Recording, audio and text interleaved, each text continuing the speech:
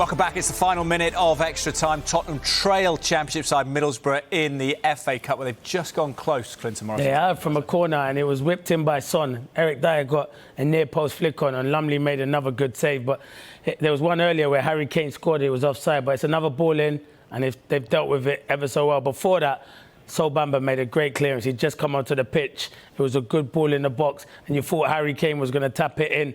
And in the end, it was really good defending from Sol Bamba. But there's 3 minutes of added time now in extra time. So they got 3 minutes to hold on, Middlesbrough. What's been a problem for Spurs as well? Because people tuning in might actually think that they've changed the team, but they've actually kept with the same lineup that beat Leeds 4-0. What's been the issue? The first half was flat.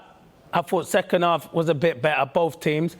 Oh, there's a chance here where Ed. They're in Middlesbrough here. Balogun's in. Oh, Joe, there was a chance. Balogun, I just had to go quiet. Balogun was in, he did a step over and he went for a shot. And the shot dragged it wide, but Coburn was coming in at the back post, and he just couldn't get there. It was from the Tottenham corner. But no, going back to your question, Tottenham just haven't been good enough, and it's up and down like that. It's been like that for the whole season. You get fantastic results, and then you get bad results, and that's why the Tottenham fans get so frustrated, because they know there's a good team in there somewhere, but it's consistency, and at the moment they've not been consistently good enough to win this game or enough games even to finish in the top four. Chris Wilder's Middlesbrough lost a couple of games, 2 of the last 3 in the Championship, but how exciting is what's happening there under him at the moment? Oh, brilliant. As soon as I knew Chris Wilder was getting that job, I didn't think he'll have the impact that he had straight away, but the impact that he's had, he's trying to get them into the playoffs where they've come from nowhere and they've got a great chance of getting in there. He's brought in some good players, he's changed the way they want to play, and it's positive now. You were going to games at Middlesbrough, it wasn't full like it has been tonight. I know it's a Premier League team, but even in the Championship, they're getting good crowds, and that's down to Chris Wilder. He's a brilliant manager, and I'm glad to see that he's back in football. Yeah, made the FA Cup final in '97. If they win this, what chance of them going all the way again? Oh, no, I don't think in his wildest dream he'll be thinking that they can get all the way. But, never know, they could get a glamour tie. Man City have gone through. There's still another. Liverpool and Chelsea are playing tomorrow. If they get through, if Middlesbrough can get one of them in the next round like they've just had Tottenham, it'll be a great result. It's all money for the football club, and they thoroughly deserve this. He's got his tactics spot on this evening. They've edged Spurs in possession. How much of a surprise is that to you? Yeah, that is the biggest surprise, and that's not being disrespectful to Middlesbrough. They come into this off the back of losing to Barnsley near the bottom, so you think would confidence be low? That's down to Wilder, but no, in possession, they were dominating possession, and Tottenham don't like to have a lot of possession, but you think against a Championship, they would have loads of possession, but they haven't.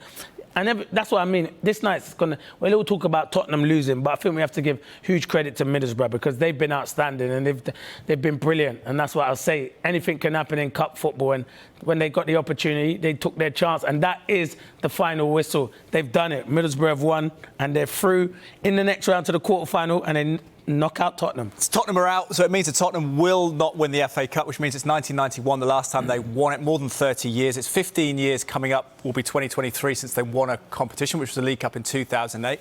What is the problem at Tottenham Hotspur? Is it the players, is it the manager, is it the ownership? This ain't a problem that's been happening now. This has been for many years with Tottenham, and that's why everyone says they're like that, up and down. They're that kind of team, and they need to sort that out. They've got a serial manager now in Contes, but obviously he's there now, so he has to change the culture and the mentality and the thinking in that football club. Because at the moment, the mentality is you win one game, you lose another game, you win a big game, you lose another game. There has to be consistency with Tottenham. And at the moment, that's not happening, and that's why they're not getting the results. I thought this was a great opportunity to get into the quarter-final or even challenge to go and win this FA Cup. I know there's a lot of big teams still left in it, but this is an opportunity, and Tottenham are a big team.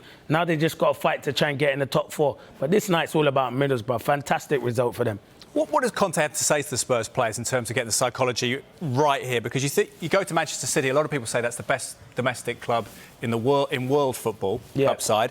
How do you beat them and then go out to a Championship side? Yeah, that's strange, and that's what I'm saying is consistency. And at the moment, they haven't got that at Tottenham Football Club. He must be frustrated. You have to give Conte more time because in the summer he's going to bring in the players that he wants. He's going to get rid of a few players, and then you can judge him with it being his team. But at the moment, he's a serial winner. He has to go in there and change it.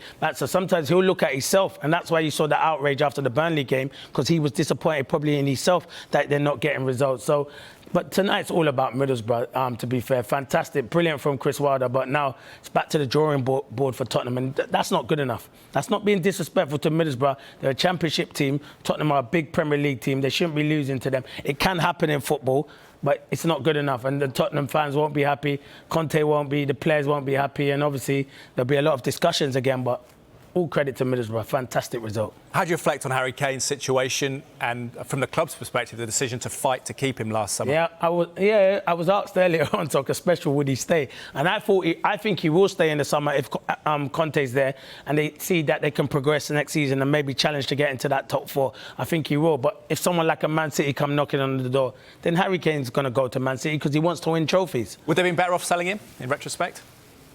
Would everyone have been better off, all parties? Maybe you could say that, maybe, but I think he's so crucial for Tottenham. Tottenham probably did the right thing. For Harry Kane, for himself, I think, he's missed out, obviously, not going to a big club like Man City because it'd probably have been up there with Mo Salah as one of the top goal scorers in the Premier League. But he's so important to that football club. I can understand why Tottenham kept him. But in the summer, it's going to be even harder to keep him because he's a fantastic striker. Final word on Middlesbrough, a couple of points outside the playoffs. Do you expect to see them possibly in the Premier League in the future? Yeah, definitely. I think with Chris Wilder in charge and a very good chairman in Gibson, I think they've got a great opportunity, and I think they've got a great opportunity of making it into the playoffs this season if they could keep everyone fit. But this will only give them confidence going into the league as well. Absolutely. Chris Wilder and his team celebrating on the pitch, the Riverside at the moment. Clint, it's been a pleasure to have your company this evening. I wasn't expecting it, but I'm glad in a way you got the extra time. It's We got good. to see you, so it's nice. I'm glad it was you, so I'm good to see you. No worries. Good stuff. Safe home. Cheers. Thank you. Thank you.